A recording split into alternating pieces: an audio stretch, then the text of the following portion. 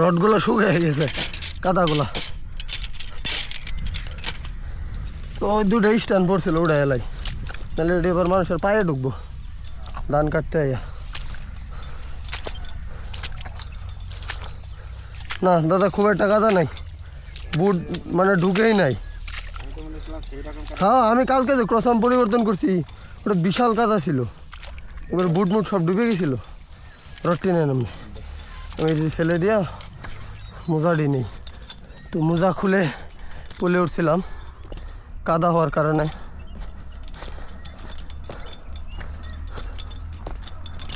এখানে থাক।